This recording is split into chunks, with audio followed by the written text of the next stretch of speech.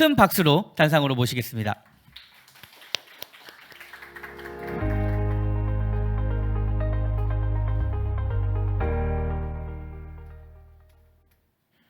Good afternoon, everyone. Thank you, Mr. Chuyong Kim, Secretary General of the SDG Youth, Your Excellency, Professor Amy Kipsoi, Ambassador of the Republic of Kenya to the Republic of Korea, distinguished guests, ladies and gentlemen, and dear youth. My name is Abdullahi Hassan Namwambe. I'm a Foreign Service Officer from the Embassy of Tanzania. I'm here with you today under the directives of my ambassador, Ambassador Togolani Edris Mavura, who was supposed to be here today. So unfortunately, he had to travel back to Tanzania for his annual leave. So that option failed. Organizers proposed for the second option, that of a video call, joining you here through a recorded video. That option also failed. So I'm here as a last resort under his instructions. So yesterday, he instructed me to come and join you here and do these remarks on his behalf. Ladies and gentlemen, that shows flexibility. Youth must be flexible as a crucial element of becoming an entrepreneur. So yesterday, as I was drafting my keynote speech, I asked myself a few questions, and I wondered that what if all the youth become entrepreneurs? And what would happen to the society if 100% of people were entrepreneurs? Having no immediate answer, I considered another question. How many entrepreneurs are there? 1%, 20, or 50? And are they enough? So I see you are also figuring out the answers.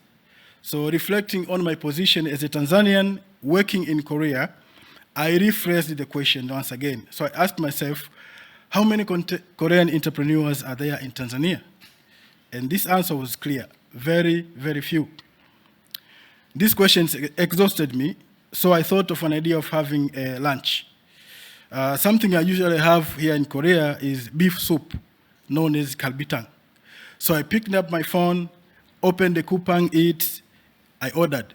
I also opened my Carrot app to buy some few stuffs. I'm telling you all these normal activities and routines here in Korea because in Tanzania, in Dar es Salaam, where my ambassador is right now, he cannot do all of that. He cannot use Coupang and this Carrot to do delivery of foods and stuff. And in case of food, he has to deliver himself to the seller to get the food and not other way around. So for your information, while he was traveling to Dar es Salaam, he purchased a lot of electronics, laptops, smartphones, calculators, for the relatives who are about to start their university studies next month. So in Tanzania currently, each student must pay in cash for the laptops, smartphones, SIM card, and data bundles to do their education. This is the only way to access online materials and lectures, etc. Otherwise, they will have to find other means until they get money to buy. And this is not in any way sustainable. In Korea here, things are different. Personally, I did not pay in cash to have and operate my SIM cards and smartphones. I pay monthly.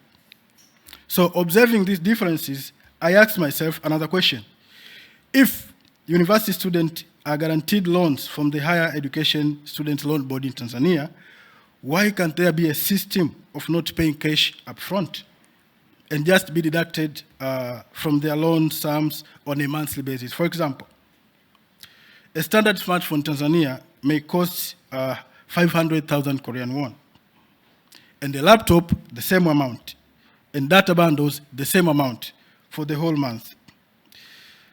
That is 1,500,000 Korean won. So over a period of 3 years of their study, which is like 32 months, where they're taking degree, if they repay 60,000 of that much, that will mean 4,320,000 Korean won. So this leaves a profit of 2,820,000 Korean won per student. And this year alone, Tanzania Loans Board subscribed about 129,904 continuing student, and the additional 593 under Mama Samia scholarship, which totals 3,470 students. If you do the math, you will have 573,785,400,000 Korean won. So these numbers speak for themselves. So having all these ideas, does that make me an entrepreneur? If so, how many Korean entrepreneurs are there in Tanzania? So as I see it, the idea which I just presented to you might need only 2 entrepreneurs to make it happen. One Korean entrepreneur with the technology and one Tanzanian entrepreneur who is familiar with the market. So as to say, a startup could bridge this gap and provide this solution. Ladies and gentlemen, and dear youth, this, what I just said, is the essence of entrepreneurship, which is identifying an opportunity and using the right strategy, right people, and right resources to seize this opportunity. This is our message to you today, that you are all entrepreneurs. In Africa, we may face many challenges that need solutions. And the fastest way to address them is by devising these solutions. So Korean startup might have the solutions that in Africa needs to transform challenges into market opportunities through collaboration. As His Excellency spoke earlier, that we had a Korea-Africa Summit last year, this year in June. And what happened is that African leaders and Korean leaders deliberated on the future we make together, shared growth, sustainability, and solidarity. But majority of all those head of states of Korea and Africa have less stake on that future because of the age factor limit. The age factor limits them all to claim that future. So what the summit did is preparing for you, your future. Since you, the youth, are our immediate future, they deliberated. Therefore, the question we should ask is, what is in there for us? And how can we contribute to that future we want to make together? It is therefore befitting to say that all these youth and all the youth that we are here today, we are both lucky and burdened entrepreneurs.